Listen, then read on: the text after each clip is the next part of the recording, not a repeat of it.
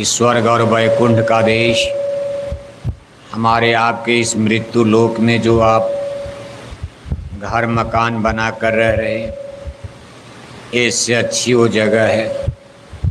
मान लो कोई आदमी झोपड़ी से निकलकर और आज अच्छे बंगले में फ्लैट में चला गया, इस दिन को खुशी के रूप में ही मनाया जाएगा। लेकिन मान लो झोपड़ी से निकलकर और वो सीधे जंगल में पेड़ के नीचे डाल दिया गया, तब इसको कभी सुख के रूप में नहीं मनाया जा सकता। ये दिन तो उसके लिए और दुख का माना जाएगा। इसलिए दो चीज़ें, लेकिन ऐसा अंधविश्वास, आडंबर और पाखंड है आज देखो समाज में फैला हुआ कि जब भी कोई मर जाता सब के लोग इसको पुण्यतिथि के रूप में ही मनाते हैं। और सबकी एक ही मान्यता है कि मेरे दादा दादी माता पिता जितने लोग मरकर जा रहे सब लोगों को स्वर्ग में स्थान मिल रहा। स्वर्गवास, यहाँ का आवास, यहाँ का घर मुकाम छोड़ा, अब उनको वहाँ बढ़िया आवास यानी स्वर्ग में आवास, उनका बसेरा स्वर्ग में हो गया, घर मिल गया, मकान मिल गया।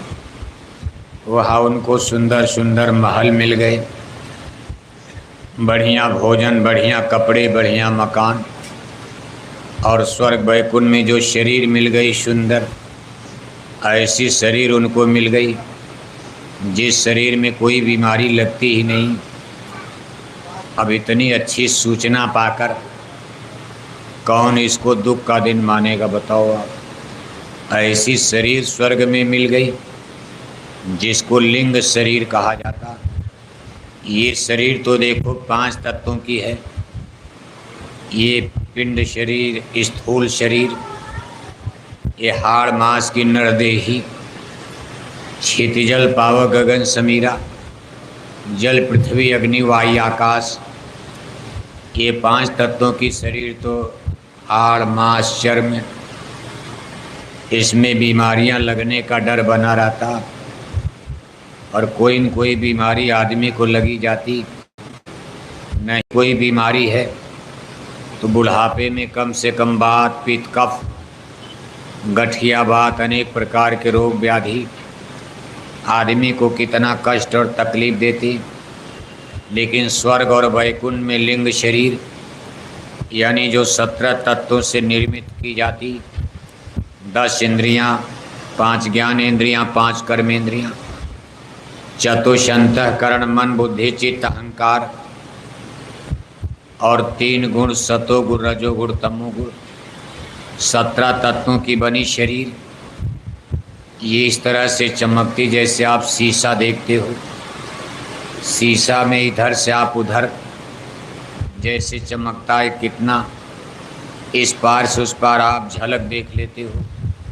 शीशे और हीरे से भी चमकदार ये शरीर पारदर्शी होती, इसलिए उस शरीर में कोई प्रतिबिंब परछाई भी नहीं होती। हमारी आपकी शरीर तो परछाई बनाती। आप जा रहे कोई टार्च, लाइट, लैंप, रोशनी, ये आसमान में सूर्य नारायण उदीमान हैं, उनके विपरीत दिशा में आपके शरीर की परछाई बन जाएगी। क्योंकि हमारी हाड़ मांस की शरीर पारदर्शी नहीं होती, इसमें प्रकाश की किरणें इस पार से छेद कर उस पार निकल नहीं सकती, इसलिए इसका इमेज प्रतिबिंब यानी परछाई बनती। लेकिन स्वर्ग वैकुंठ में जो लिंग शरीर है उसमें प्रकाश की किरणें इस पार से उस पार निकल जाती, वो बिल्कुल चम चम चमकता जैसे हीरा चमकता हो। इसलिए उस शरीर में कोई बीमारी नहीं लगती। अब इतनी अच्छी जगह अगर मिल जाए, इसके लिए कष्ट और दुख की कोई आवश्यकता नहीं। इसीलिए मान्यता बना दी गई, चलो भाई 2-4 दिन रो लो, क्योंकि आपका उनसे मोह था, लगाव था। आज मर गए, शरीर छूट गई, दर्द होगा, रो लो, गा लो, लेकिन 2-4 दिन के बाद खुश हो जाना, क्योंकि दादा अच्छी जगह गए, खराब जगह नहीं। कहाँ चले गए? स्वर्ग चले गए। कहाँ चले गए? स्वर्गवास हो गया। अब यहाँ दो चीज़ें हैं। अगर मान लो वास्तव में स्वर्गवास हो गया तब तो दादा की पुण्यतिथि पक्की और सच्ची है। लेकिन अगर स्वर्ग से रास्ता नहीं पहुँच पाए, इस जीवन से भी कष्टदायी जीवन उनको मिल गया, तब इस दिन को पुण्यतिथि नहीं माना जाएगा। तब तो हमको आपको रोना चाहिए। अपने दादा दादी की पुण्यतिथि मनाने का हमको आपको कोई हक और अधिकार नहीं बनता। उसमें लाखों रुपए भंडारे में खर्च करके हम आप अपने रुपए पैसे समय को नष्ट करते। हमको आपको इस चीज़ का ज्ञान और बोध अवश्य हो जाना चाहिए। पहले सच्ची पक्की सूचना प्राप्त हो जाए, क्या दादा वास्तव में स्वर्ग गए हैं, क्या उनको स्वर्ग में वास मिला है, या कहीं वो भटक गए रास्ता। अब ये बात कौन बता, आप कहोगे पता कैसे चलेगा। अब हम आप तो कयास अनुमान अंदाज़ा लगाकर सब लोग अंदाजे में ही तीर मारते कि भाई इनका भी स्वर्गवास, इनका भी स्वर्गवास। मान लो यहाँ कोई पाप कर्म करके ही मर जाए तो उसके लिए कोई नरकवास नहीं लिखता। दादा 2 कुंतल मछली खाकर मर गए, उनकी भी तिरही में चिट्ठी लिख दिया कि स्वर्गवास हो गया। दादा सारी जिंदगी शराब पीकर मर गए, अपने बड़हलगंज गांव जवार में शराब के नशे में कितनी बहन बेटियों की इज्जत की ख्वारी कर दिया, कितनी बहन बेटियों की इज्जत को बर्बाद कर दिया। और जब वो मर गए उनके लिए भी चिट्ठी नोटिस जारी हो गई, स्वर्गवास हो गया। सरकार ने जिसको दिल्ली के तिहाड़ जेल में फांसी पर लटका दिया, बताओ फांसी पर किसको लटकाया जाता है। सरकार तो नहीं चाहती छोटी मोटी सज़ा देकर 10 साल 20 साल, कभी कभी जीवन भर जेल में डालकर फांसी पर उसको लटकाने की मजबूरी है जो सबसे बड़ा पाप कर्म करता है। कोर्ट कचहरी अदालत माफ़ करने का कोई चांस नहीं, उसकी गलती, उसको दिल्ली के तिहाड़ जेल में फांसी पर लटका दिया जाता। मरने के बाद फांसी पर चढ़ाने के बाद जब उसकी डेड बॉडी यानी मुर्दा लाश घर वालों को दी जाती, घर वाले जमुना नदी में गंगा के किनारे उसको जलाते। वो लोग भी जब तिरही मनाते, पूरे गांव जवार में चिट्ठी लिखते मेरे भी दादा का क्या हो गया, क्या हो गया बताओ। जिसको सरकार ने गलत काम करने के लिए फांसी पर लटका दिया, उसकी भी जब तिरही मनाई जाती है तो हिंदू लोग क्या लिखते हैं कि इनका भी क्या हो गया, नरकवास, स्वर्गवास। सब स्वर्ग का मालूम पड़ता, स्वर्ग का पट्टा आप ही करते रहते हो, कोई टिकट बांट रहे हो सब लोग स्वर्ग चले जाओ। अगर इसी तरह सब लोग स्वर्ग चले गए तो भगवान का बनाया नरक तो खाली पड़ा होगा। आज तक किसी ने कहा मेरे दादा का नरकवास हो गया? आज तक किसी ने नहीं कहा कि दादा नरकवासी हो गए, ये भी स्वर्ग, ये भी स्वर्ग, ये भी स्वर्ग। इसके माने भगवान ने नरक बनाने के लिए मेहनत बेकार कर दिया। जब सब लोग स्वर्ग में, तो स्वर्ग में तो इस समय खड़े होने की जगह नहीं होगी और भगवान का बनाया नरक बिल्कुल खाली पड़ा होगा। इसलिए इसकी सूचना कहाँ मिलेगी? संत महापुरुष कहते भाई इस कलयुग में उल्टा है। आप कहते हो स्वर्ग में जगह नहीं, नरक बिल्कुल खाली, क्योंकि किसी ने नरक भेजा ही नहीं। न गोरखपुर में किसी ने भेजा, आजमगढ़ मऊ में भी किसी ने नहीं भेजा, बलिया देवरिया भी किसी ने नहीं भेजा। किसी ने नहीं कहा मेरे दादा का नरकवास हो गया, तब तो नरक खाली पड़ा होगा। लेकिन संत महापुरुष कहते हैं कि भाई हमने जा कर के देखा है, नरकों में भीड़ मची है, स्वर्ग बल्कि खाली होता जा रहा। इस कलयुग में उल्टा हो गया। हमारी आपकी सोच अंधे बहरे मूर्ख अंधविश्वास में कहते भाई सब स्वर्ग चले गए, नरक खाली। लेकिन जिनके पास दिव्य दृष्टि है, आँख है, कहते भाई तुम कहते कागज़ की लेखी, हम कहते आँखों की देखी। ऐसे त्रिकालदर्शी संत महामानव महापुरुष जो रोज़ स्वर्ग वैकुंठ की तरफ आते हैं जाते हैं, क्योंकि उनका देश अमरलोक शतलोक स्वर्ग वैकुंठ से बहुत ऊपर पड़ता, वो बराबर सतलोक तक, और सतलोक जाने के रास्ते में ही ये स्वर्ग वैकुंठ ये सब चीज़ें नज़र पड़ती। अपनी दूरबीन से त्रिकाल ने, दूरबीन माने कोई मशीन लोहे वाली नहीं, दूरबीन का मतलब दिव्य दृष्टि ज्ञान चक्षु शिव नेत्र, थर्ड आई तीसरी आँख के द्वारा वो सारे ब्रह्मांड को देखते रहते। थर्ड आई क्या? आत्मा की आँख को दिव्य दृष्टि कहा जाता। शरीर की आँख, ये दो आँख है, इसको तो आप आँख कहते हो, नेत्र कहते, आई कहते हो। और यहाँ हमारी स्पिरिट आत्मा दोनों आँखों के बीच में सिचुएटेड है, बैठी है। इस आत्मा में जो आँख है, इस आँख को दिव्य दृष्टि कहा जाता, इसको दिव्य चक्षु कहा जाता। ज्ञान चक्षु शिव नेत्र तीसरी आँख। तीसरी आँख क्यों कहा जाता? दो आँख आपके हाड़ मांस की शरीर में चमड़े की, और एक आँख जीवात्मा में। क्या आँख हो गई? अरे सीधी गणित है, रामायण आप पढ़ते हो ना कि तब शिव तीसर नयन उघारा और तुरंत काम जर हो गए। हिंदू लोग रामायण पढ़ते, लेकिन रामायणी लोगों से पूछा जाए भाई शिव नेत्र, तब शिव तीसर नयन उघारा, ये तीसरा नयन यानी तीसरी आँख क्या होती? तो बड़े बड़े रामायणी भारत के विद्वान नहीं एक्सप्लेन कर पाते। वो सोचते हैं तीसरी आँख केवल भगवान शंकर में होती है। जब वो उस तीसरी आँख खोलते हैं तो प्रलय मच जाती, तो प्रलय वाली स्थिति अलग होती। लेकिन ये तीसरी आँख खुलते ही काम जलता, मन के विकार, धरती नहीं जलेगी। तीसरी आँख खुलने पर संसार में प्रलय नहीं आएगी, चाहे भगवान शंकर के खुल जाए, चाहे भगवान विष्णु खोल दें, चाहे आप खोल दो हिंदू मुसलमान के खुल जाए। और ये तीसरी आँख सबके अंदर होती, केवल भगवान शंकर में नहीं। इसको शिव नेत्र ही कहा जाता, दिव्य दृष्टि। गोस्वामी महाराज ने रामायण में लिखा है, सिरगुर पद नख मणिगन ज्योति सुमिरत दिव्य दृष्टि ही होती। इसी को श्रीमद् भागवत गीता में भगवान श्री कृष्ण कह रहे कि ना तो माम सकसे द्रष्टुम्ने न स्वचक्षुषा दिव्यम ददामि ते चक्षुम पश्मेगमैश्रम।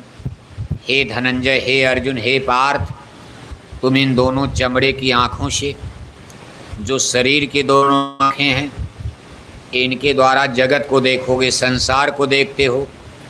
लेकिन मुझ ब्रह्म को देखने के लिए, काल ब्रह्म को देखने के लिए, देवी देवता ईश्वर भगवान, स्वर्ग और वैकुंठ को देखने के लिए, ब्रह्मांड को देखने के लिए ये आँखें वहाँ असफल हो जाती हैं। इसके लिए दिव्य चक्षु की आवश्यकता पड़ती। अहम दिव्यम चक्षुम ददामी, मैं जब तुमको दिव्य दृष्टि, दिव्य चक्षु दे दूँगा, दिव्य आँख दे दूँगा। दिव्य माने विशेष और चक्षु माने आँख होता। यहाँ हिंदी में दृष्टि कह दिया, गीता संस्कृत भाषा में है, संस्कृत में आँख को चक्षु कहा जाता। कभी ये दिव्य और ये विशेष आँख, हे अर्जुन, जब मैं आपको दूंगा, दूंगा माने है तो बस खोलने वाली बात यहाँ देना कहा गया, कोई देगा नहीं। आपके अंदर ऑलरेडी ये आँख पहले से है, लेकिन बंद हो गई। क्यों बंद हो गई? मान लो आँख तो है, आँख पर मोतियाबिंद हो गया, टुकुर टुकुर देख रहे, दिखाई नहीं दे रहा। डॉक्टर कहता भाई देख रहे, कहा महाराज कुछ नहीं दिखाई दे रहा। तब डॉक्टर कहता है भाई मशीन लगाए तो मोतियाबिंद हो गया। मान लो आँख में कोई घाव हो गया, कोई पर्दा पड़ गया, मोतियाबिंद हो गया तो नहीं दिखाई देता। आँख है, इसी तरह आत्मा में आँख मरी नहीं, बस उसके ऊपर बीमारी लग गई, मोतियाबिंद हो गया। ये मोतियाबिंद आत्मा की आँख का मोतियाबिंद है, ये कर्मों का मोतियाबिंद होता, कर्म का। यानी जैसे आसमान पर बादल, आसमान में कोहरे आ गए, सूर्य नारायण छिप जाते, दिन में ही सूरज छिप गए, इसका ये मतलब नहीं कि सूर्य नारायण नहीं हैं। सूर्य नारायण डूबे नहीं हैं, लेकिन सामने बादल आ गया, कोहरा आ गया, छिप गए। इसी तरह हम जो आप जो संसार में जन्म लेकर जो कर्म करते, ये बादल बनते। गजब का विज्ञान है। आप कहोगे बादल कैसे बन जाए? अब आप किसी का कत्ल कर रहे हो, अरे बादल बन जाता। धुआं कैसे बनता है? इसका सिद्धांत है, जैसे आप लकड़ी जलाते हो, लकड़ी में से धुआं निकलता, लकड़ी का कुछ हिस्सा धुआं बन जाता और कुछ हिस्सा बिल्कुल राख बन करके पानी में डाल दो, घल मिल करके ख़त्म हो जाता। ऐसे ही आपके कर्म में उस परमेश्वर की भट्ठी में इसको जब तपाया जाता, इस कर्मों का धुआं बनाया जाता। आप यहाँ झूठ बोल रहे, धोखा दे रहे, हिंसा, हत्या, बच्चा मारा, बच्ची मारा, इसको परमेश्वर की भट्ठी में तपाया जाता। जैसे सोने को तपाकर लोहे को गलाकर पानी बना लिया जाता, पानी को टेम्परेचर दे करके भाप बना दिया जाता। कभी कभी आप देखते हो पानी को ही बर्फ़ जमा करके बर्फ़ बन दिया जाए, ऐसे सिस्टम मशीनों के द्वारा। पानी में नमक डाल दो नमकीन हो जाएगा, चीनी डाल दो शरबत मीठा हो जाएगा। इसी तरह से विधाता का विधान है, यानी ये कर्म धुआं बन जाते और धुआं बनने के बाद फिर इनको जमाया जाता। जब ये जमते हैं तो ठोस क्रिस्टल बन जाते, जैसे पानी जम करके बर्फ़ बन जाता। जब ये धुआं बनते हैं यहाँ ला करके इसी आसमान पर, यानी उसी दरवाजे पर, रास्ते पर इनको जमाया जाता। कौन रास्ता? जिस रास्ते जीवात्मा ब्रह्मांड से आई और ये आने और जाने का जो रास्ता है, क्यों इस पर डालते हैं? क्योंकि उनको इस रास्ते को बंद करना था। उनको क्यों बंद करना था? कारण तो कुछ होगा। जैसे कोई किसी के बच्चे को चुराता है, अपहरण करता, तुरंत उसकी आंख पर पट्टी बांध देता और गाड़ी में बैठा कर इसी बड़हलगंज में दिन भर घुमाएगा। बच्चा सोच रहा है भाई दिन भर चलते चलते हम तो कई 100 किलोमीटर दूर कानपुर लखनऊ के आगे निकल गए होंगे। चूँकि आंख पर पट्टी बंधी है, उसको तो मालूम पड़ता कि हम कानपुर के आगे चले गए। अब उसको आंख पर पट्टी बांध के इसी बड़हलगंज में अगल बगल घुमा रहे। जब रात हो जाती है तो ले गए एक कोठी में, कमरे में बंद कर दिया। बच्चा ये नहीं जानता भाई ये बड़हलगंज है। बड़हलगंज में ही पकड़ा गया, बड़हलगंज में ही कोठी में बंद कर दिया चोरों ने। लेकिन दिन भर पट्टी बांध कर घुमाते रहे तो बच्चा सोचता भाई बड़हलगंज गोरखपुर तो छूट गया, हम बहुत दूर न जाने कहाँ चले आए। जिस घर में रखा गया उसके बगल में ही घर में रख दिया। लेकिन बच्चा सोचता भाई हम कई 100 किलोमीटर आ गए होंगे। इसके बाद माँ बाप को सूचना दी जाती है कि 10 लाख रुपए लेकर आप फला जगह जंगल में आओ, नहीं तो हम आपके बच्चे को मार डालेंगे। माँ बाप परेशान होते, उनको क्या पता बगल में ही बच्चा छिपाया गया। न माँ बाप को पता, बच्चे को भी नहीं पता। दोनों का संबंध टूट जाता। कोशिश करने के बाद हो सकता कभी कभी बच्चा मिल जाता, पुलिस की मदद ली जाती, खुफिया एजेंसी गुप्तचर CID काम करती, भाग ने साथ दे दिया तो बच्चा मिल गया। कितने लोग बेचारे पैसा भी दे देते और पता चला बच्चा ने चोरों को पहचान लिया। अगर बच्चे ने कह दिया अरे भैया आप हमारे रिश्तेदार, आप हमारे घर आते जाते आप ही ऐसा कर रहे, पैसा लेने के बाद भी चोर डकैत बच्चे का कत्ल कर देते कि मान लो घर जाएगा तो हमारा नाम बता देगा, ये घर जाकर भेद खोल देगा, पैसा भी गया बच्चा भी गया। कभी कभी मान लो बच्चे मिल जाते। ठीक यही गति सूरत स्पिरिट यानी आत्मा के साथ घटना घट गई। इन्होंने देखो इस दरवाजे को बंद करने की क्यों सोचा कि भाई इनकी आंख पर पट्टी लगाई दी जाए, इनको ऊपर का कुछ दिखाई पता न चले कहाँ से आए हैं, इनका देश कौन है, माता पिता कौन है, कहाँ इनका वर्जिन ऑफ स्पिरिट सूरत यानी इसका जन्म अभ्युदय कहाँ हुआ, कहाँ आत्मा का जन्म हुआ। ये सब इतिहास आत्मा को भुलाना, तब तो लोग यहाँ फंसेंगे। मान लो किसी को महल से निकाल कर झोपड़ी में रखना है तो पहले तो उसको पता न रहे कि भाई अब उसका महल छूट गया, अब उसको मिलेगा नहीं, निराश हो जाएगा, तब तो रहेगा, हाथ पैर मारता रहेगा। थोड़ी मेहनत करूँगा मैं अपने महल में फिर पहुँच जाऊँगा, मैं अपने घर मकान माता पिता को प्राप्त कर लूँगा। लेकिन मान लो खोजते खोजते थक गया, कहीं अता पता नहीं चला, मेले में भूल गया, तब तो उसकी मजबूरी है वहीं खाएगा वहीं रहेगा, झोपड़ी में ही गुजर बसर किसी तरह करेगा। यही घटना सूरत यानी आत्मा के साथ घटित होती।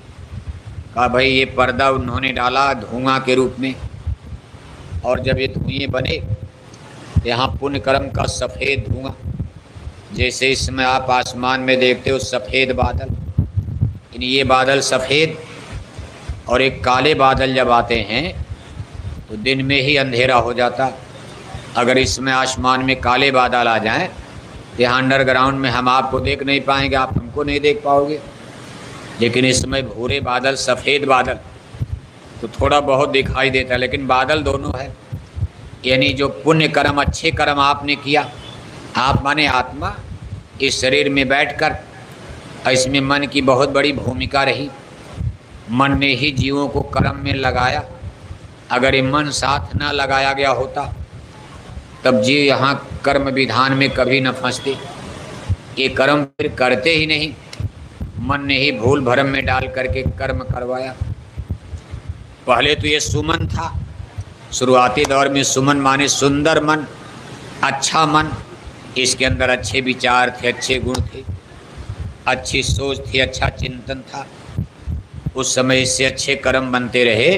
कहा सतयुग सब जोगी विज्ञानी, कर हर ध्यान तरह भव प्राणी। लेकिन इस गहरे राज को आत्माओं ने नहीं समझा कि हम पुण्य कर्म भी करेंगे। उन्होंने कर्मों का विधान बना दिया, ये पुण्य कर्म भी बादल बनाए जाएंगे। इस पुण्य कर्मों को भी उन्होंने अपनी भट्ठी में जब ले जा कर के इसको तपाया, इसका सफ़ेद बादल बनने लगा। ये भी बादल यहाँ जमा। मान लो सफ़ेद बादल में प्रकाश तो रहेगा, लेकिन सूरज तब भी नहीं दिखाई देता।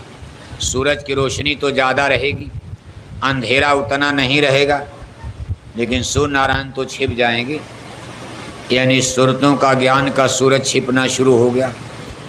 इसके बाद धीरे धीरे जब ये बादल और बढ़े, इनको उन्होंने जमाना शुरू किया।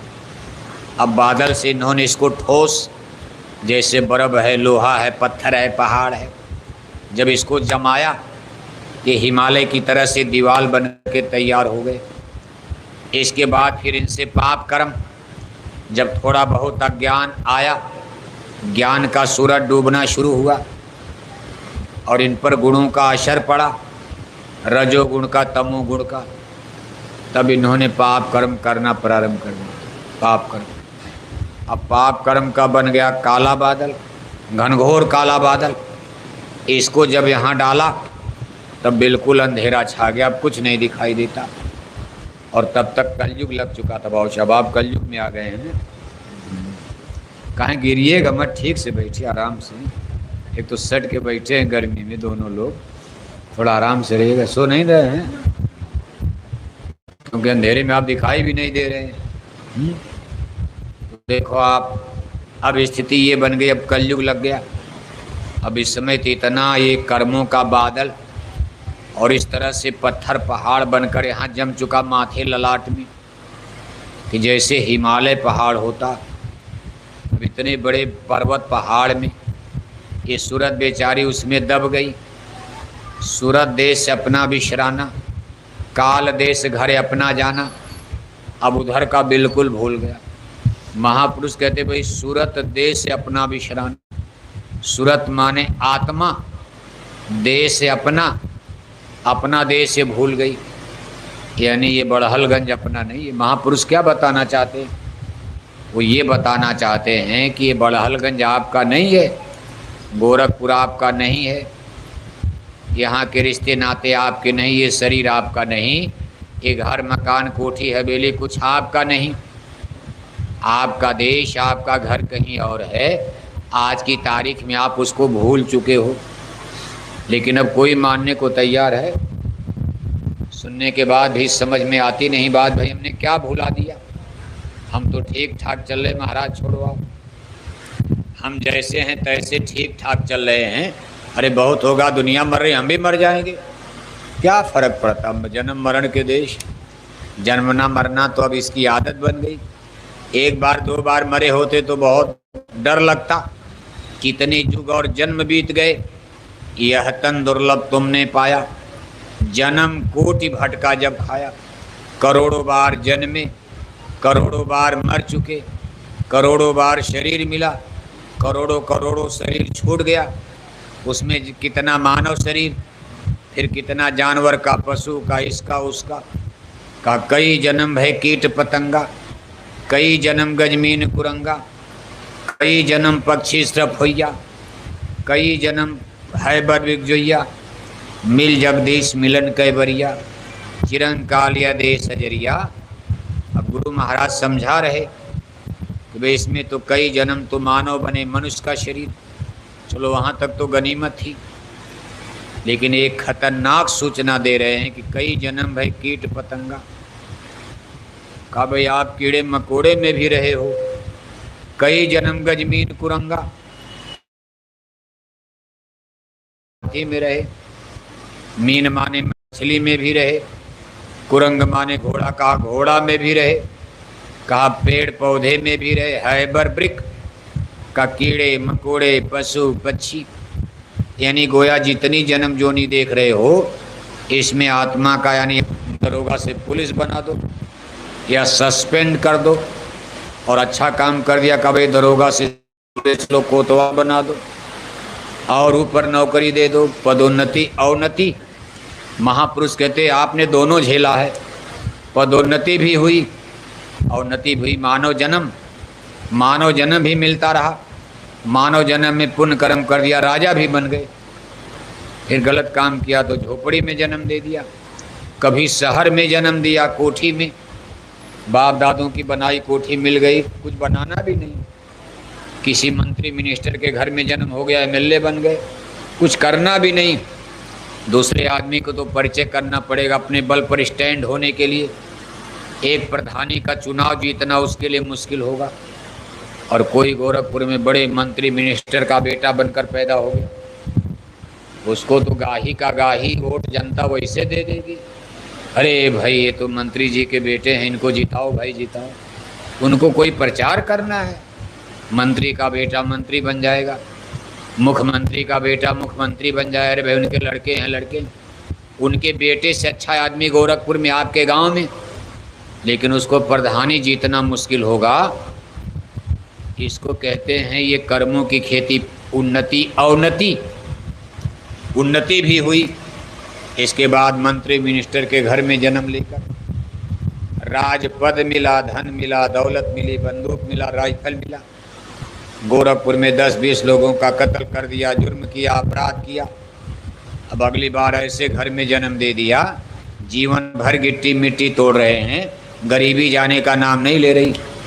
सरकार 4 किलो गेहूँ 4 किलो चावल न दे तो शाम को चूल्हे में रोटी नहीं पकेगी। आज देखो तमाम ऐसे घर मिलेंगे।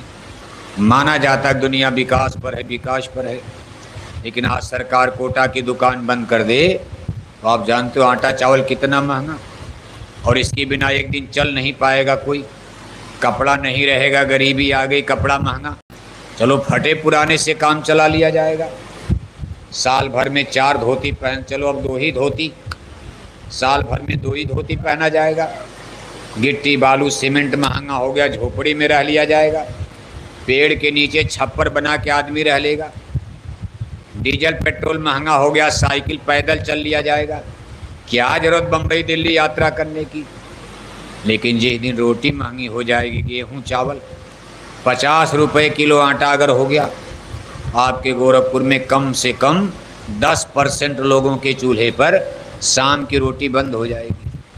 जो बेचारे दिहाड़ी मजदूरी करते, ज़मीन है नहीं, कोई नौकरी चाकरी का चांस नहीं, घर में 4-5 अच्छे बच्चे, और दिन भर गिट्टी मिट्टी तोड़कर 500 कमाते, और 50 रुपया किलो आटा, सब्जी तेल मसाला जोड़ो आप, और घर में तब तक कोई बीमार हो गया, आप क्या करेंगे। कहने का कुल मतलब ये है आज आदमी किस स्थिति में है, यानी रोटी कितनी महत्वपूर्ण होती, इसका कितना महत्व। इसीलिए गुरु महाराज कहते भाई अन्न में प्राण, अन्न में प्राण, अन्न के बिना तो आदमी 2 दिन भी जिंदा, 2 दिन के बाद आदमी चिल्लाएगा भूखे भजन न होय गोपाला, ले लो अपना कंठी माला, भजन भूख बड़ी है कूतिया, करे भजन में भंग, ताको टुकड़ा डाल के भजन करो निशंक। आपको भूख लगी है और माला पूजा पर बैठा दिया जाए तो ध्यान भाग भाग कर भंडारे में जाएगा, कि भाई कब कथा खत्म होगी, पूरी खाएंगे, दिन भर कुछ मिला नहीं। मान लो आप आज सुबह से कुछ नहीं खाए और सोचे चलो सत्संग में 12 बजे सत्संग, 1 बजे खत्म, ज़्यादा से ज़्यादा 1:30 बजे पूरी मिल जाएगी। यहाँ 1:30 बजे शुरू हो रहा है, अब पेट में चूहा कूद रहा, गड़बड़ हो गया, नहीं तो कुछ खा के आए होते। सुबह घर से निकल गए, कुछ खाए नहीं, ऑफिस चले गए, दफ्तर चले गए, काम से चले गए, अब 3 बजे तक कथा चलेगी, 3 बजे तक तो पेट में चूहा कूदेगा। अब भाग भाग करके ध्यान, इन एक दिन भी एक वक्त रोटी न मिले तो देखो आदमी की कमर टूट जाती, जैसे मालूम पड़ता शरीर में जान ही नहीं। यानी कलयुग में अन्न में प्राण बताया गया। गुरु महाराज भी कहते थे भाई अन्न में प्राण, भजन में भी बाधा, भक्ति में बाधा। अगर आदमी को भोजन रोटी समय से न मिले तो पूजा पाठ माला सुमरन ध्यान भजन सब कोई कर पाता। ये कलयुग में, सतयुग में ऐसा नहीं, सतयुग में तो हड्डी में प्राण, लेकिन कलयुग में अन्न में प्राण। इस तरह की ये परिस्थिति आज हमारी आपकी, और ये शरीर जो आज इन चीज़ों पर आधारित है, जिसमें सबसे बड़ी चीज़ ये जल यानी पानी, हवा, भोजन, ये 3 चीज़ें, रोटी कपड़ा मकान। ये नारा तो बाद में दिया गया, जीवन के लिए क्या जरूरी है? हवा, पहला ऑक्सीजन जिसको O2 कहते। आपका नाक मुंह अगर 5 मिनट के लिए बंद कर दिया जाए और ऑक्सीजन हवा प्राणापान वायु अंदर हार्ट में लेंस में न जाए तो 6 मिनट को जिंदा नहीं रह सकता। हवा के बिना 5 मिनट से ज़्यादा बड़े से बड़ा पहलवान आदमी जिंदा नहीं रह सकता। फांसी पर देखो, जब एक घाट यानी यहाँ पर जो हवा जाती प्राण अपान वायु, फांसी के फंदे पर लटका एक रीढ़ ये टूट जाती घाटी, जिससे हवा का संचरण होता, बस आदमी मर जाता। प्राण अपान वायु अंदर गई नहीं, फांसी का फंदा इस नली को दबा दिया, बस आदमी देखते देखते 2-4 मिनट में मर जाता फांसी पर। दूसरी चीज़ है वाटर यानी पानी। अगर 2-3 दिन आपको पानी पीने को न मिले कोई जिंदा रहेगा। तीसरे नंबर पर भोजन आता है। 10-15 दिन भोजन के बिना तो कितने लोग चारपाई पर आप देखते हो महीनों पड़े रहते, कुछ नहीं खाते।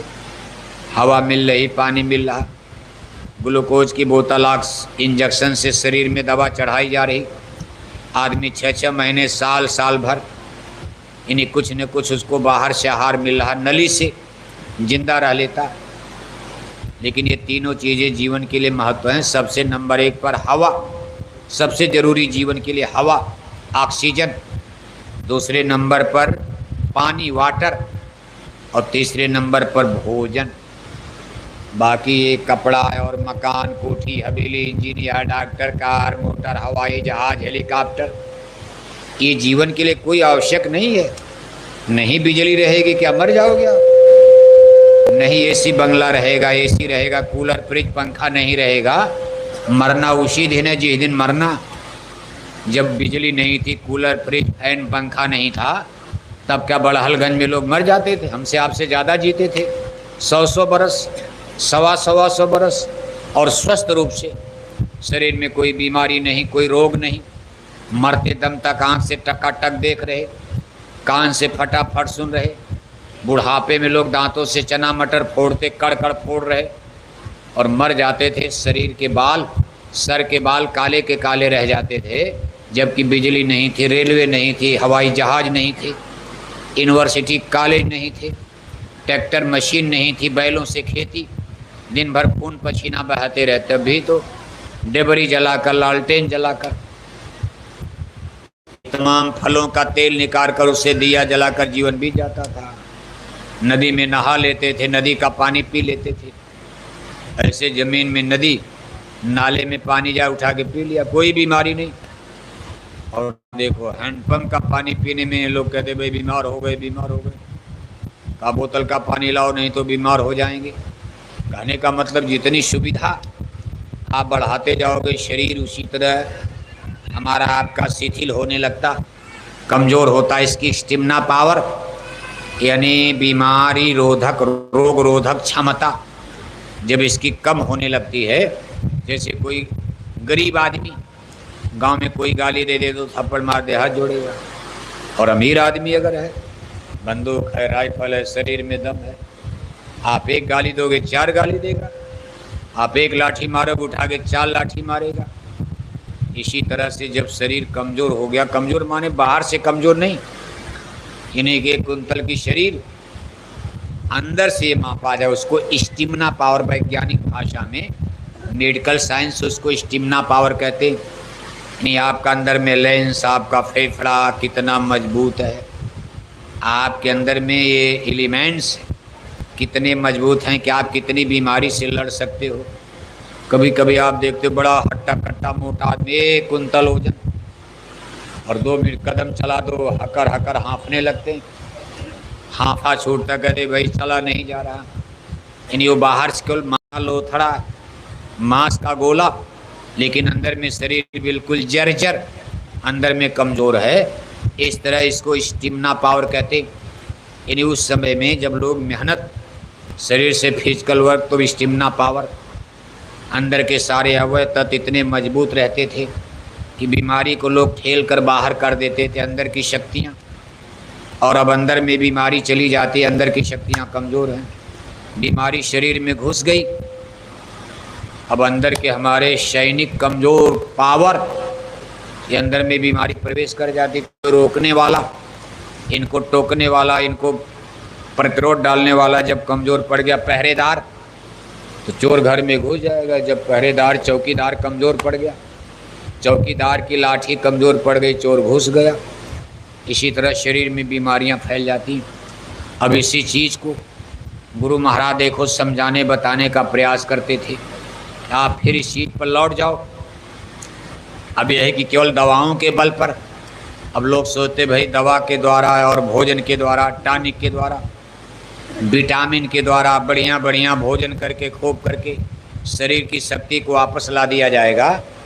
तो ये बिल्कुल असंभव होता जा। थोड़े दिन के बाद, कुछ ही दिन के बाद आप देखोगे मेडिकल साइंस ये सब डॉक्टर हाथ खड़ा करने वाले कि बाबा ये बीमारियां हमारे बस की नहीं। इसका एक नमूना अभी हम लोगों ने कोरोना महामारी में देख लिया। अभी उससे भी भयावह स्थिति आने वाली है। और शरीर ही असली चीज़ है। अगर शरीर ही गड़बड़ हो गया तो संसार में धन दौलत, कोठी हवेली, ज़मीन बगीचा रहकर सब क्या करेगा। शरीर से ही आपको सब करना। शरीर ठीक तो सब ठीक, शरीर सुखी सब सुखी।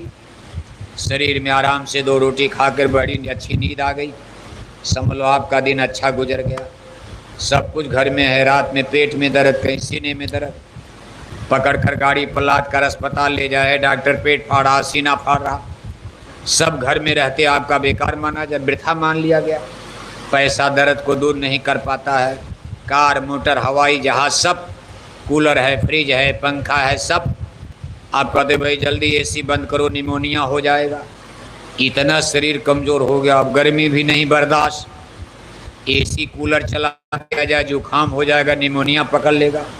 न ठंडी बर्दाश्त, न गर्मी बर्दाश्त। इस तरह की शरीरें अगर हो जाएंगी लोगों की, आगे ये मानव समाज तो बीमारी से ही, बाढ़, सूखा, काल, भूकंप की ज़रूरतें नहीं, दुनिया को नष्ट करने के लिए बीमारियां ही मानव जाति को नष्ट कर देंगी। आने वाली पीढ़ियां और जर्जर कमज़ोर हो जाएंगी। जो आगे पीढ़ियां आ रही हैं उनकी स्थिति क्या बन जाएगी। इसलिए गुरु महाराज कहते थे भाई इसका उपाय, गुरु महाराज ने बताया कि भाई एक योग साधना, दवाइयाँ तो आप करो तो ठीक है, लेकिन विशेषकर सत्संगी भाई बहनों को जिनको नामदान मिल गया, आपके लिए विशेष संदेश गुरु महाराज ने पहली बात बताई थी कि कम से कम महीना 2 महीना ब्रह्मचर्य का पालन किया करो। ब्रह्मचर्य ये औरतों के लिए भी जरूरी है, पुरुषों के लिए भी जरूरी है। केवल पुरुषों के लिए नहीं, केवल देवियों के लिए नहीं, जो भी नामदानी सत्संगी भाई बहन, बच्चे बच्चियाँ, गुरु महाराज कहते थे कम से कम महीने 2 महीने का ब्रह्मचर्य। एक तो इससे आपकी ताकत बढ़ेगी अंदर की, दूसरी चीज सुमिरन, ध्यान, भजन। जब आप मन बुद्धि चित्त का कंसंट्रेशन, अपना ख्याल ध्यान संसार से, लोभ मोह से हटाकर दोनों आँखों के बीच में एकाग्र करोगे, इससे आपके शरीर में फोर्स यानी ताकत बनेगा। ये उस तरह से समझो आप, जैसे किसी पाइप लाइन से पानी जा रहा और उसमें जगह जगह छेद बन गया, टोटी लग गई।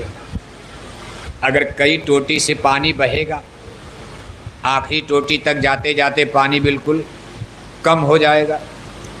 कभी कभी आखिरी टोटी में पानी पहुंचता नहीं, बीच में ही सब, मान लो पीछे की सब टोटियां बंद कर दी जाए और एक ही टोटी पर पानी जाए, कितना फोर्सली सब टोटी बंद हो गई, एक ही टोटी खोलो, कितना तेज धारा में पानी उसमें बहेगा। इसी तरह से इंद्रिय दरवाजों पर, आँख है, कान है, नाक है, मुंह है, इन सब इंद्रिय दरवाजों पर हमारा मन बैठकर हमारी आत्मा की ताकत को खींचकर ये संसार में फॉलो करता, इसको बहाता, आत्मा की ही शक्ति लेकर। जबान पर, आँख पर बैठकर गंदी गंदी चीज़ें देखता, कान पर बैठकर गंदे गंदे गाने सुनता, जबान पर बैठकर भद्दी भद्दी गालियाँ, निंदा चुगली करता, फिर इसी तरह नाक पर बैठकर और जबान पर बैठकर, फिर हर इंद्रिय दरवाजों पर बैठकर ये तमाम धारों में हमारी आत्मा की शक्ति को बहाता रहता। अब जब शक्ति आत्मा की बह रही है तो आप कितनों टॉनिक विटामिन खाओ, आप कहोगे नहीं, निरोग हो जाओगे। अब जब आप इन सब भोग को थोड़ा कम करो, जैसे जबान का भोग, जिह्वा का थोड़ा चटक मटक मन कहता है तो उसको कम करो। गुरु महाराज कहते भाई कम खाओ, कम खाओगे आलस नींद कम आएगा, वजन बनेगा, सुस्ती नहीं आएगी, निरोग रहोगे। फिर गम खाओ यानी बर्दाश्त करो, बर्दाश्त करना भी सीख लोगे जब आप भोजन कम खाओगे। अब ये कम खाना माने अपने जबान इंद्री को रोकना, एकदम तो खाना हो नहीं सकता। अब कोई एकदम बंद कर दिया जाए, वो कौन बैठे हैं कुर्सी पर, रामधरा जी हैं क्या? अच्छा हम जाने कोई पत्रकार आ गया। पत्रकार है समझिए, कभी कभी आते हैं, प्रेस रिपोर्टर तो वही हैं, देखिए कुछ लिख रहे हैं वो, कहीं सीआईडी में मत भेज दीजिएगा भाई, बड़े दिन पर तो आप मिले हो और ये भी लोग सोच रहे हैं कि आए ही नहीं आप, लेकिन अच्छी बात है कि आप सामने बैठे हैं, आपके दोस्त हैं ये। तो देखो आप इस तरह से अपनी इंद्रिय दरवाज़ों को, जैसे कछुआ अपने अंगों को अंदर में समेट लेता, उसके रीढ़ की पीठ की हड्डी इतनी मजबूत होती, आप लाठी डंडा मारते रहो नहीं मरेगा। और अगर उसके अंग बाहर हो, गर्दन बाहर हो, हाथ पैर, एक डंडा मारो कछुआ मर जाएगा। इसी तरह अपने इंद्रिय दरवाज़ों से अपनी सारी धारों को समेट कर दोनों आँखों के बीच में इसको खड़ा करना। यहाँ इसका कंसंट्रेशन का मतलब एकाग्र करना, यानी बस सारे नल के दरवाजे बंद करके केवल एक नल, 10वां गली 10वां द्वार, यानी एक ही पाइप लाइन आपको जारी करना। 10वीं गली 10वां द्वार, कहा मेरे रंग महल चली आओ, दिखाऊं तो ही अगम गली। जब आप यहाँ खड़े हो जाओगे, अगम गली, ये अगम गली है, अमर देश की तरफ ये रास्ता जाता। बाकी ये 9 दरवाजे जो शरीर में एक्सटर्नल, ये तो नरक की तरफ, भोग की तरफ, जड़ की तरफ, अज्ञान की तरफ, कूड़े कचड़े गंदगी की तरफ, इंद्रियों के 9 दरवाजे। 9 के बाद ये 10वां दरवाज़ा है, ये अगम लोक की तरफ जाता है, अमर देश की तरफ। ये जब खुलेगा तो आपको इसमें अमृत की बरसात होती, लेकिन इसकी शर्त क्या है कि 9 दरवाजे से आपको हटना पड़ेगा। अब आप शिकायत करते हो कि हमारा भजन नहीं बनता, 9 दरवाजे से हटते नहीं हो। हटते हो आप क्यों बाबू? नहीं खाएंगे, नहीं खाएंगे, आज नहीं खाएंगे, आज व्रत करेंगे, आज भजन करेंगे। और जब शाम को गरम गरम बढ़िया रोटी और बढ़िया सब्जी की महक आई, अरे कहा यार आप खा लो आज तो बड़ी अच्छी सब्जी है। और जब खाने बैठ गए, 2 रोटी की जगह चाय भी नहीं कम खाया, 2 रोटी की जगह 4 रोटी। कहा भाई आगे पीछे बहु पछताऊं, और समय पड़े पर बन जाए चोरा, और मन रे मान बचन एक मोरा। कहा मैं चाहूँ छोड़न भोगन को, और भोग देख मन अति ललचाए। जब सामने भोग आ गया तो आदमी गिर जाता। कोई भोग, इंद्रियों का भोग, जबान का भोग, आदमी सोचता भाई अब ऐसा नहीं करेंगे नहीं करेंगे, लेकिन वक्त पड़ने पर देखो मन गिरा देता। इसलिए कहते भाई इस धार को रोको, रोकना पड़ेगा। और रोक करके जब आप दोनों नयनों के बीच में, आंखों के बीच में खड़े होने लगेंगे, अब कहते भाई चला कैसे जाए।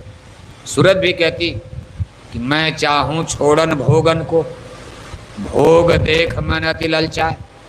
कभी मैं तो चाहता हूँ कि भोग को छोड़ा जाए, लेकिन क्या करूँ, मैं बार बार गिर जाता है, मेरी एक चलती नहीं, मेरा बस नहीं चलता, मेरी शक्ति नहीं काम करती। तब कहते भाई चलो सदगुरु के पास और सदगुरु की भक्ति थोड़ा कर लो, सदगुरु की भक्ति करो, घर में आकर सिमरन करो। अब देखो यहाँ तक चलने का रास्ता सुमिरन बताया गया। सुमिरन माने याद करने का, एक आम रूप से कहते भाई सुमिरन माने याद करना। सुमिरन का मतलब ये होता है याद करना। जैसे आप दुनिया को याद करते रहते हो, इसी तरह आपको परमात्मा का, गुरु का, सदगुरु का, सत्संग का वचन अब आपके माथे में, ब्रेन माइंड, दिमाग में नाचना शुरू करे। जहाँ बैठो जबानी बोलना नहीं, बस जहाँ बैठे वही सोच। अभी तो जहाँ बैठते हो बेटा बेटी, घर परिवार, ये वो, ये करेंगे, उसको मारेंगे, हमको गाली दिया गोली मारेंगे, उसने हमारा अपमान किया बदला लेंगे, बैर ईर्ष्या निंदा चुगली रगड़ा झगड़ा। लेकिन धीरे धीरे ऐसा रंग चढ़ेगा आपके अंदर, गुरु सदगुरु ईश्वर भगवान अमर देश सतलोक सत्संग के वचन जब ये गूंजने लगे, उसी की याद बनने लगे, इसको सुमिरन कहते हैं। और ये पल पल का सिमरन, ये सुमिरन तो आप 10-20 मिनट करते हो नाम लेकर के, रूप याद कर, लेकिन गुरु के वचन बराबर याद रहें, इसको पल पल का सुमिरन कहते हैं। जब ये स्थिति आपकी बनने लगे कि हर समय गुरु के वचन याद आ रहे, सत्संगियों की से प्रेम पैदा हो रहा, सत्संगियों की याद आ रही, दुनियादारों की कम होने लगी, सत्संगियों की याद आ रही, सच्चे प्रेमी को लगते ही आती है याद प्यारे की, तो समझ लो कि अब आपका सुमिरन बनेगा।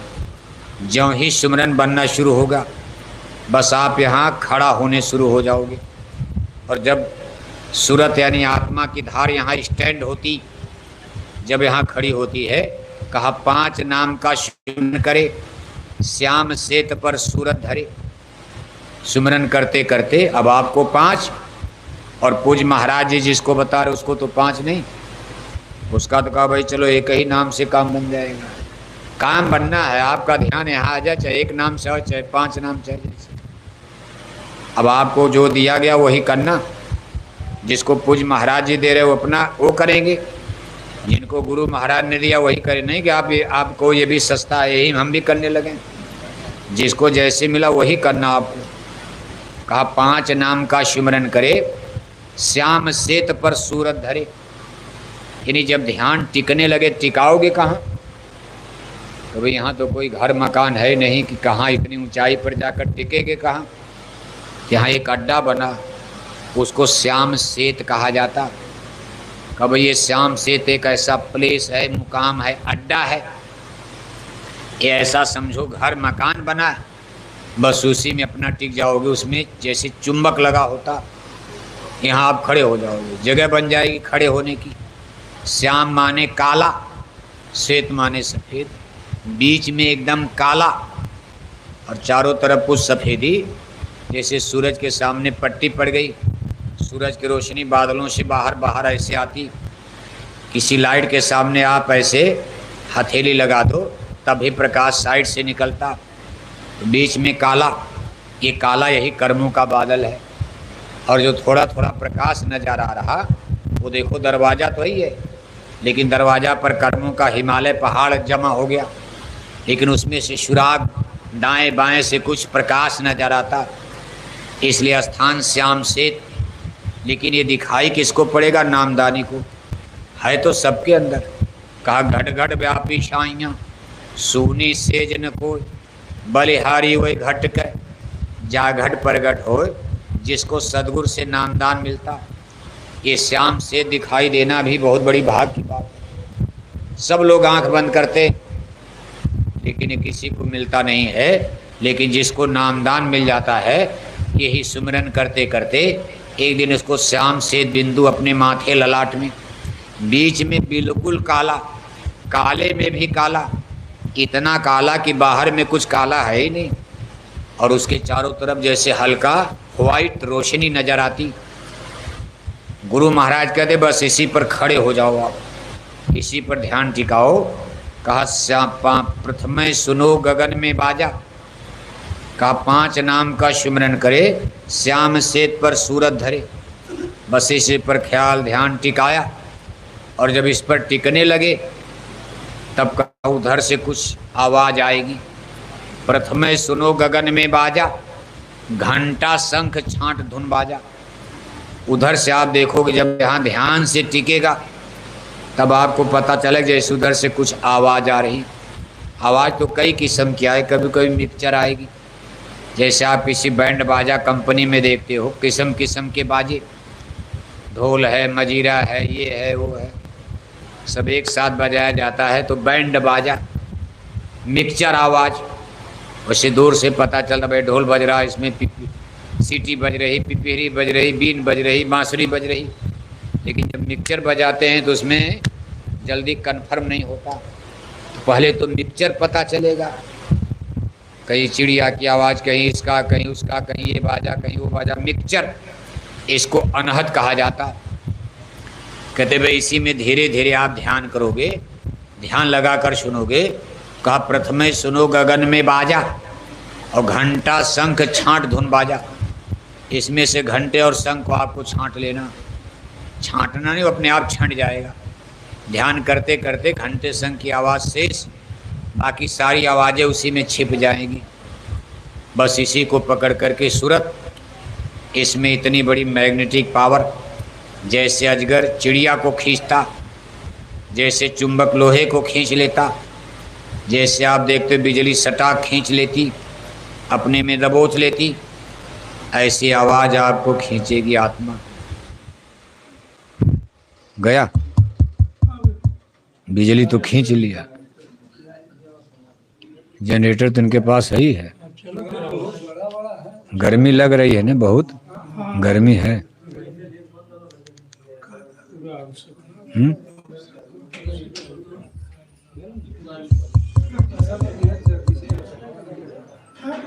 किसी तरह का हवा नहीं आ रहा।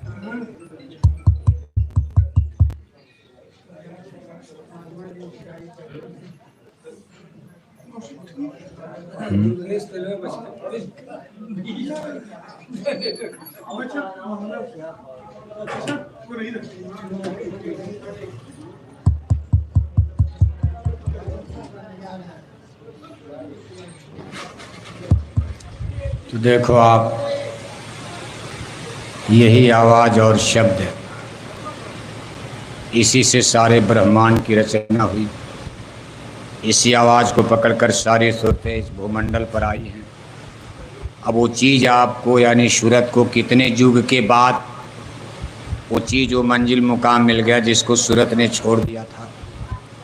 वही नाम की डोली, शब्द का जहाज, आत्मा को सूरत को फिर प्राप्त हो जाता, जिसमें बैठ करके जीवात्मा ब्रह्मांड की यात्रा करती, यानी अपनी पुरानी खोई हुई चीज़ आज सूरत ने पुनः प्राप्त कर लिया।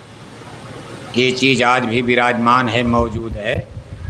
इसको वेदवाणी, ब्रह्मवाणी, अनहद वाणी, अनहद नाद, शब्द, साउंड, आवाज़, इसलिए इसको सूरत शब्द योग कहते। ये कलयुग का बड़ा सीधा सरल सुगम मार्ग है, और जिसको ये चीज़ मिल गई वही समझो सच्ची पुण्यतिथि हो गई। वही दिन पक्का है जिस दिन शब्द मिल गया, सतगुरु मिल गए, सतगुरु का नामदान मिल गया। ये सब दिन पुण्यतिथि के रूप में मनाना चाहिए।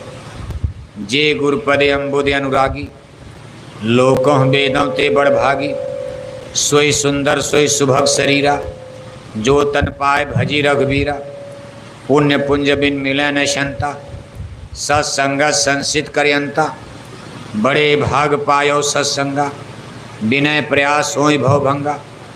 जिस दिन आपको नामदान मिला वो पुण्यतिथि है। जिस दिन आपको गुरु महाराज मिल गए पुण्यतिथि है। जिस दिन सत्संग मिल जाए वो दिन धन्य है।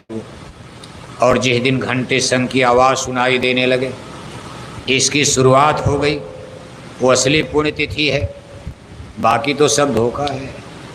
इसलिए सत्संगी जिनको नामदान मिल गया वो लोग तो पुण्यतिथि मनाएं, कोई बात नहीं, और उनके लिए मनावे न मनाने फर्क क्या पड़ता है भाई। जिसको गुरु महाराज ही मिल गए, नामदान मिल गया, जिनकी भक्ति, वो तो गुरु महाराज के चरणों में भक्ति पूरी हो गई, पार हो जाएंगे। नहीं भक्ति पूरी, अगला जन्म मनुष्य का मिल जाएगा, उनके लिए न कोई चिंता, न कुछ सोचना, न कोई विचारना। फिर भी परंपरा है तो देखो हम लोग भी मनाते, श्रद्धा सुमन अर्पित किया जाता। गुरु महाराज के चरणों में ऐसे लोगों के लिए हम लोग भी अपील करते, सामूहिक रूप से ध्यान भजन इसीलिए किया जाता, संसार के रीति रिवाज के अनुसार, नहीं तो दुनियादार संसार की गति मति में चीज़ें जरूरी। आज आप इस पुण्यतिथि पर आए हो, पुण्यतिथि तो हो गई, लेकिन आज पुण्यतिथि उस पवित्र आत्मा के नाम पर ये सत्संग सभा, श्रद्धांजलि सत्संग सभा आज देखो ये संपन्न हो रही दुर्गेश जी की पूजनीय माता जी के उसी उपलक्ष्य में आज के सत्संग का पूरा पुण्य लाभ उस पवित्र पुण्य आत्मा के नाम ही है। हम सब लोग गुरु महाराज के श्री चरणों में अपील, प्रार्थना, विनती, निवेदन करेंगे उस पुण्य आत्मा के लिए गुरु महाराज अपने चरणों में स्थान प्रदान करें। इस संसार की दृष्टि से बाकी तो जो वो तो उसी दिन जो होना है हो जाता। सदगुरु के शरण में गया हुआ जीव, उसके लिए कोई चिंता करने की आवश्यकता नहीं। गुरु महाराज कहते थे, बच्चा जिसको मैंने नामदान दे दिया उस आत्मा को कभी नरकों में नहीं जाने दिया जाता। देर अबेर तुम्हारी चिंता में चितधारी, तुम अचिंत धर रहो प्यारा, वह तो रूप दिखा कर छोड़ूं, तुम जल्दी क्यों करे पुकारा। इसलिए जगत के लोग जो कुछ पुण्यतिथि मनाते हो तो धोखे में हैं, क्योंकि सदगुरु बिना न कोई बाँचे, नाम बिना 84 नाचे। जिसको इस मृत्यु लोक में मानव जन्म में संत नहीं मिले वो आत्मा कभी स्वर्ग वैकुंठ जा ही नहीं सकती, मुक्ति नहीं मिल सकती। सदगुरु के बिना कोई बच नहीं सकता, जन्म मरण छूटेगा नहीं। मान लो मानव से मानव जन्म तो पुण्य से भी मिल गया, लेकिन अगले जन्म में फिर गाय में, बैल में, कुत्ता बिल्ला में जाएंगे। लेकिन 84 से बचना, जन्म मरण से बचना, नरकों से बचना, ये सदगुरु के ही बस का है बचाना। इसीलिए कहते भाई सदगुरु बिना न कोई बाँचे, गुरु भक्ति बिन ये गति पाई, नर दे ही सब बात गवाई। ताक जो लोग जो गुरु भक्ति से चूके, ताके मुँह हम पल पल थूके।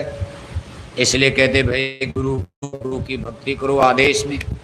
गुरु भक्ति माने सदगुरु के आदेश में चलो। आप सदगुरु के आदेश से अपनी रहनी गहनी बनाना सीखो। सत्संग की रीति नीति नियम से चलते रहेंगे, एक दिन बेड़ा पार हो जाएगा और हमारी आपकी सच्ची पुण्यतिथि हो जाएगी। पवित्र दिन आ जाएगा जब हमारी आत्मा भी शब्द धुन को, घंटे संग की आवाज़ को पकड़कर ब्रह्मांडों की आसमानी सैर करेगी। वो दिन हमारे आपके लिए सबसे महान, सबसे पुनीत और पवित्र दिन होगा। इसी आशा में हम सब लोग लगे हुए, इसी आशा उम्मीद के साथ आप इतने दिन से रुपया पैसा दान दक्षिणा सब कर रहे हो। आप बाकी तो आपको धन दौलत रुपया पैसा से पहले जो मिलना मिल गया, जो बचा है मिल जाएगा। ये जो आप भक्ति कर रहे हो, सेवा करते हो, भजन कर रहे हो, तो आत्मा के कल्याण के लिए भाई सब लेना देना, अच्छा बुरा पाप पुण्य खत्म। न लेना रहे, न देना रहे, न खाना रहे, न खिलाना रहे, हमारा सब लेन देन खत्म। तो फिर संसार में आना ही न पड़े। इसीलिए सब कुछ आप मेहनत कर रहे हो और इसी तरह से आप प्रेम सद्भाव से लगे रहेंगे। एक दिन मंजिल मिल जाएगी, एक दिन लक्ष्य पूरा हो जाएगा। इसलिए प्रेमी भाई बहनों, आज इस अवसर पर हम दुर्गेश जी की पूजनीय माता जी, उस पवित्र आत्मा के लिए गुरु महाराज के श्री चरणों में अपील, प्रार्थना, विनती, निवेदन करते हुए अभी हमने देखो श्रद्धा सुमन तो अर्पित कर दिया। आप सब लोग ये भी सत्संग खत्म होने के बाद क्रम से आकर के पहले बहनें लोग फिर भाई लोग, थोड़ा सा यहाँ फूल थाली में रखा हुआ है। पहले तो थोड़ा गुरु महाराज पर, इसके बाद यहाँ पूजनीय माता जी की तस्वीर, इस पर भी थोड़ा श्रद्धा सुमन आप अर्पित करते जी। अभी तो आप कार्यक्रम समापन पर एक आरती बोलेंगे, सभी लोग बैठे आरती बोलेंगे। कोई दान दक्षिणा सेवा भेंट आपको देनी है तो झोली भी आपके बीच में है गुरु महाराज की, और गायों के लिए रजिस्टर भी अपना सेवा दान करेंगे। पूज्य महाराज जी देखो इस समय राजस्थान में चल रहे हैं, भीलवाड़ा जिले में। इसके बाद उनका काफिला उत्तर प्रदेश में, जैसे आपके गोरखपुर में ब्लाक कार्यक्रम हुआ, आपके रायबरेली में, खीरी में और फिर बदायूं जिले में। ये कई महीने का कार्यक्रम, एक एक ब्लाक में 2-2 कार्यक्रम। लेकिन उनका काफिला 29 अगस्त से उत्तर प्रदेश में चलेगा। इस काफिले के लिए हर घर परिवार गोरखपुर में कोई न बचे। जैसे आप पहले सेवा